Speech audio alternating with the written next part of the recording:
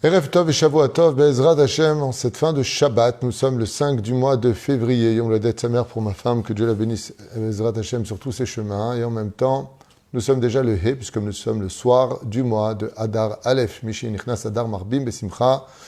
On est beaucoup de Yeshuot, Venerhamot Be'ezrat Hashem, sur tous nos chemins. On raconte tout de suite donc une histoire du Baal Shem Tov, comme tous les Motzei Shabbat en général.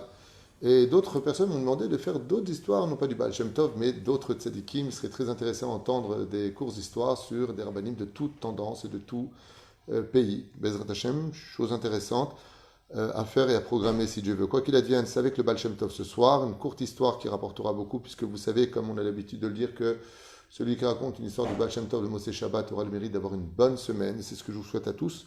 Et particulièrement à Rosalie Amouya, la Yekara Bezrat Hashem, à qui on souhaite tous les bonheurs du monde, qui a acheté ce shiur pour le Refouach Lema de sa maman adorée, Graziella, Yafa, Bat, Elisheva, à qui on souhaite un prompt réétablissement, Achlama Meira, Briut, Etanarichut, Emival Kolerat Shamaim, Bezrat Hashem Idbarach, que de bonnes nouvelles. On pensera en même temps à David, Simon, Nissim, Ben Caroline Laa, Bezrat Hashem Nissim, Nachman, Ben Rachel Odaya, Chaya Yafa, Johanna, Bat, Solange Shemesh, Shlomo Jean-Luc Ben Zeira, qu'on embrasse très fort, Meir Baruch Ben Ruth Soufan, Meir Baruch Ben Sharon Mazal, Noam Nathan Ben Sarah, qui va un peu mieux grâce à Dieu, Rivka Bat Esther Shmaya Shlomo Ben Johanna Yona Yafa, Baruch Ben Ruth Soufan Zamarnu, Chaya Ruchama Esther Bat Rivka, Inon Chai Ben Ruti, Chai de Bracha Bat Mitne Sharon, Yana Ben Esther de Sarah Talia Bat Efrat Miriam, Oratimi, בכל כל ישראל, בכל אתר ואתר בעזרת השם, ולנשמת כל מתי ישראל, בהצלחה, בהברכה, בכל מעשה ידינו, שנזכה לגאולה שלמה, אריכות ימים, ועל הכל יראת שמיים, amen, amen. Yalla, on commence avec une histoire sympathique dont le titre s'appelle Ra'aya Rechoka, c'est-à-dire être capable de voir bien au-delà de ce que d'être capable de voir bien au-delà de ce que nos yeux peuvent voir ou comprendre, Be'ezrat Hashem. Alors j'espère que mon micro tiendra bien. Voilà, j'espère que ça tiendra. Une histoire sympathique comme ça qui est racontée. Et pourquoi je la trouve sympathique? Parce que je l'ai vécue avec mon Rav, Rabbi Moshe Ederi Zatzal. Et méfiez-vous souvent, quand vous allez voir un tzaddik, que ce tzaddik peut vous raconter une histoire comme ça, et puis qu'en réalité, il parle de vous. Mais vous ne le savez pas. Et pourquoi vous ne le savez pas? Parce que vous allez comprendre dans cette histoire, vous ne pouvez pas le savoir. Alors regardez ce qui s'est passé. Shaya, Rabbi Menachem Mendel, non pas le Rabbi de Lubavitch, mais à l'époque du Baal Shem Tov se trouvait un jeune homme qui s'appelait Menachem Mendel, Mistebtesk, un peu compliqué à prononcer, Mistebtesk, Nar Tzahir, donc c'était un jeune qui était venu rencontrer Beitraner Etzel Amagid Mezrich, le plus grand élève du Baal Shem Tov, le Magid de Mezrich, Sruto Yagen Al-Kol Am Israël, a eu le mérite de recevoir cet orphelin et de le faire grandir chez lui. Le Magid de Mezrich était l'élève du Baal Shem Tov et il a emmené avec lui Rabbi Menachem Mendel, ce jeune homme, chez le Baal Shem Tov. A Magid lo itzig et anar. Et bizarrement, quand le Magid de Mezrich est venu chez le Baal Shem Tov, ce n'était pas pour présenter ce jeune élève qu'il venait d'accueillir chez lui, mais pour lui poser des questions au Baal Shem Tov en son nom personnel. Acha Baal Shem Tov ikero miyad bishmo. Et contre toute attente, le Baal Shem Tov, écoutant le Magid de Mezrich poser sa question, s'intéressait particulièrement à l'enfant et l'appela directement par son nom en lui disant « Shalom, Menachem Mendel ». « Comment vas-tu, Menachem Mendel ?» Très surpris, l'enfant ne comprit pas comment est-ce qu'il pouvait savoir son nom alors que personne ne lui avait dit et encore moins présenté. « Af me'olam lo nifgeshu kodem lachen » et ils ne s'étaient jamais rencontrés avant. « V'achar kach echel ha-Baal Shem Tov lesaper lo sipur aroch au Mefoutal. Et donc, contre toute attente, le Magid de Mezrich, cette figure hors du commun du judaïsme, se retrouve avec le Baal Shem Tov, et le Baal Shem Tov s'intéresse bizarrement beaucoup à l'enfant, et pas spécialement aux questions que lui pose le Magid de Mezrich, à ce moment-là précis. Et le Baal Shem Tov s'engage dans une discussion avec lui, et il lui dit comme ça, Kshiatsu. Donc il lui a dit comme ça, Achakach echel Baal Shem Tov, le saperlo sipur aroch au Mefoutal. Et donc le Baal Shem Tov a pris l'enfant et il lui a raconté une histoire. Donc il lui a raconté une histoire un peu longue et en même temps un peu dispersé. Et l'enfant ne comprenait pas très bien au début les intentions du Baal Shem Tov. Pourquoi il lui racontait cette histoire jusqu'à ce que les choses fussent enfin claires. Et voilà que Shatsum et Chedrosh à la Baal Shem Tov, une fois qu'ils eurent quitté la maison du Baal Shem Tov, la chambre du Baal Shem Tov, ils vinu à Magid Vetalmido qui pratait à Sipur en Berliyotav, Romzim Lema, Chayava Atidi, Shel Rabbi Menachem Mendel. Et donc, le Magid de Mezrich a rassuré ce jeune Menachem Mendel. Il lui a dit effectivement, tu peux être certain que le Baal Shem Tov a parlé de toi dans son histoire. Kavor Shanim. Et voici que les années passent, et les années passent, et les années passent. Chala Rabbi Menachem Mendel tombe grièvement malade. À un tel point qu'Ashod v'Echolet adibur nitla mimenu, jusqu'à ce qu'il n'eut même pas la force de pouvoir prononcer un seul mot de sa bouche. Il resta muet, sans force et sans espoir. Ka'al chassidav itnakanes vivo vega'a bebichya. Et Menachem Mendel était devenu Rabbi Menachem Mendel, un très grand élève du Maggid de Mezrich, et il avait lui-même ses propres élèves qui se mirent à pleurer voyant son état se dégrader, voire le plonger vers un départ certain. Aval Rabbi Menachem Mendel nira shalev veragoua. Et pendant que tout le monde pleurait alors que lui était sans force, il ne cessait de rire et leur dire « Mais qu'est-ce qui vous arrive ? À Kol Beseder, je vais très bien !» Alors que son teint était pâle, que sa tension était très basse et que rien ne permettait de croire qu'il puisse se relever un jour ou l'autre de cette maladie qui le frappait violemment. Ragoua ve'af otet l'achsidav chez l'olidog. Et pour finir, Rabbi Menachem Mendel, l'élève du Maggid de Mezrich, regarda ses propres chassidim qui pleuraient et leur dit « Ne vous inquiétez pas. Non seulement je vais bien, mais je me remettrai sans aucun problème de cette maladie, alors que les médecins, eux, avaient baissé les mains. » Kaborzman, et voici qu'avec un peu de temps, Itoshesh Rabbi Menachem Mendel s'est complètement remis, Rabbi Menachem Mendel. Vekam mita cholio, s'est levé de son lit malade, Minaen shav Rabbeinu. Et là, les élèves sont venus le voir, alors qu'ils le voient maintenant levé de son lit, assis sur sa chaire, en train d'étudier la Torah sur son pupitre, comme si que la maladie n'avait jamais pénétré son corps.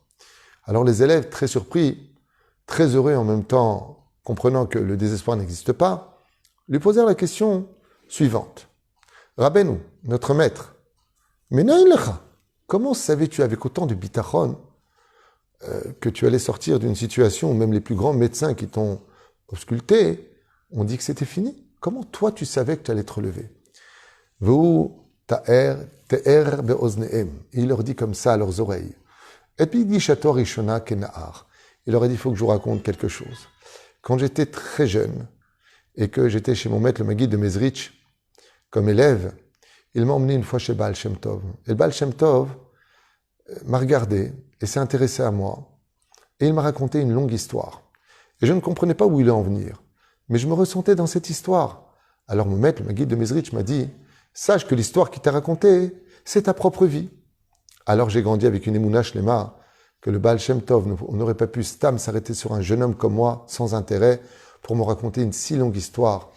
Et cette histoire m'assurait que je finirais mes jours en Eretz Israël. Et donc, comme ça il dit ici, Ve'et asipur chez Siper lo'az, Ve'oto sipur lamadeti chez Terem igiaz sha'ati, avant que ne vienne le temps de mon départ sur terre, Sheken atid ani kodem lachen la'alot l'Eretz Israël. Et le Baal Shem Tov, en me racontant l'histoire d'un homme qui était jeune homme, qui va grandir et devenir un grand Torah, et qui va éclairer beaucoup d'élèves dans la chassidoute, dans le kavsrout, dans le fait d'aimer chaque prochain, d'enseigner une Torah de douceur, qui soit comme une espèce d'épice sur notre Torah.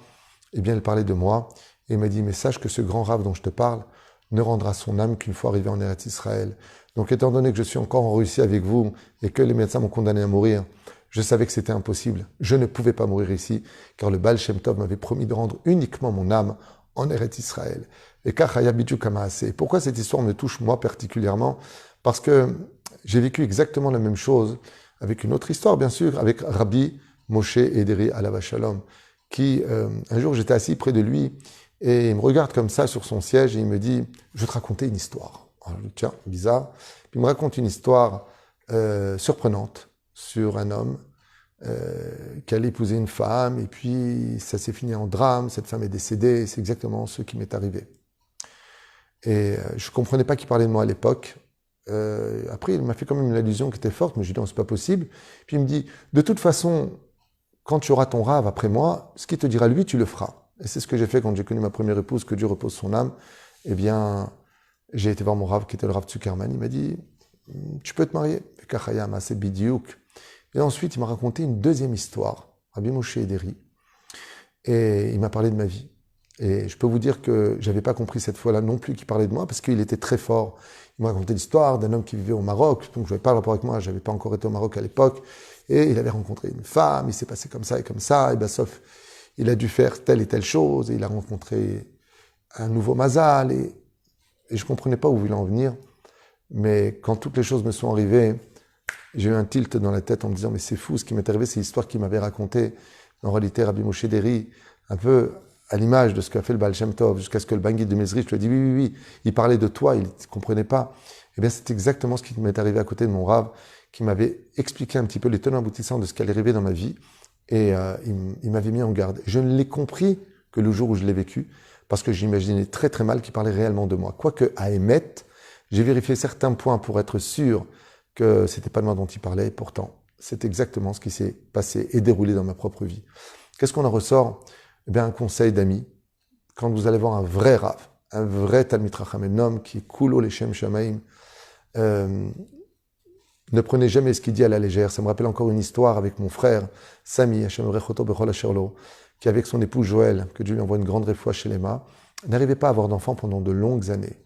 Et mon frère, après avoir essayé plusieurs façons d'essayer d'avoir des enfants, a eu le mérite de rencontrer le Sabba Kadisha de l'époque, Rabbi Israël Odesser, qui était encore vivant, à Yerushalayim Tibane Vetikonen, et une amie donc de Joël, sa femme, qui s'appelle Ruth, que Dieu la bénisse, lui a dit, moi, si tu veux, je peux t'emmener chez lui. Et il l'emmenait chez Rabbi Israël Odesser. Et mon frère, comme ça, Samy arrive avec les dossiers de médicaux, comme quoi il n'arrive pas à avoir d'enfants. Voilà que ça fait 7 ans ou 6 ans, je ne me rappelle plus exactement, qui se sont écoulés. On n'arrive pas à avoir d'enfants. Et mon frère, pendant une demi-heure, peut-être un peu moins, explique au Rav Odesser, voilà les dossiers, on n'arrive pas à avoir d'enfants. Ce qu'on voudrait, c'est juste une bracha du tzaddik, bevakasha, est-ce que vous pouvez nous faire une bracha? Et Rabbi Israël Odesser ne dit rien, il rigole comme ça. Faut pas perdre l'espoir, faut rigoler dans la vie, faut être bien, faut être heureux de vivre. Et mon frère, il dit d'accord, mais enfin, je suis pas venu pour être heureux, je suis venu pour demander une bracha pour avoir un enfant. Heureux, on va l'être. Et puis voilà que les gens qui attendaient dehors pénètrent dans la chambre de Rabbi Israël Odesser, un garçon et une fille tout jeunes qui attendaient dehors avec les parents pour rentrer, prendre une bracha. Et ils tournent autour du Rabbi Israël Odesser et autour de mon frère, comme ça. Et le Rabbi Israël Odesser regarde mon frère Samy, il lui dit « Ce sont vos enfants ?» Mon frère Samy, il est un petit peu déçu, parce qu'il dit « Attends, ça fait une demi-heure que je t'explique, on n'arrive pas à avoir d'enfants. Je te montre les dossiers, je t'explique, on n'arrive pas à avoir d'enfants, on n'arrive pas à avoir d'enfants. Il y a 2 enfants qui viennent de dehors, et vous me demandez si ce sont mes enfants. » Vous n'avez rien compris, ça veut dire. Et donc mon frère était un peu déçu. Et quand il est sorti dehors, alors ceux qui l'ont emmené là-bas lui disent « Alors qu'est-ce qu'il a dit ?» Eh ben, il est fatigué, je ne sais pas ce qu'il a. Je lui ai demandé des enfants, il pensait que c'était mes enfants. Il dit « Qu'est-ce qu'il t'a dit exactement ?» Ben, il y a un garçon et une fille qui sont rentrés dans la chambre. Et le Rav Israël a dit « Ce sont vos enfants ?» Et là, à ce moment-là, celle qui les avait emmenés leur a dit « Waouh, Eze Yofi, il vous a annoncé la naissance d'un garçon et d'une fille. » Alors mon frère a dit « Amen. Espérons que ce soit ça. » Effectivement, est né Esther et Dan. Sont nés 2 enfants l'un après l'autre de cette bénédiction du Rabbi Israël Odesser qui n'avait pas été dite directement, et on le retrouvera dans la Gemara à travers Rabbi Eliezer ben Rajbi qui est parti voir ces 2 personnages qui semblaient lui dire des malédictions, mais en réalité c'était bénédictions. Fasse toujours très très attention quand un tzaddik nous parle, d'être capable de lire entre les lignes, et que Be'ezrat Hashem, on est surtout toute notre vie Emunat Chachamim. Shavua Tov et que de bonheur. Refoua Shlema avec la Mamira Be'ezrat Hashem pour ce shiur dédié pour la refoua shlema et définitive de tous les malades d'Israël, au Bichlalam, à Ishat Mamarat, Graziella, Yafa, Bat Elisheva. Kol Tov, et à demain si Dieu veut pour un shiur.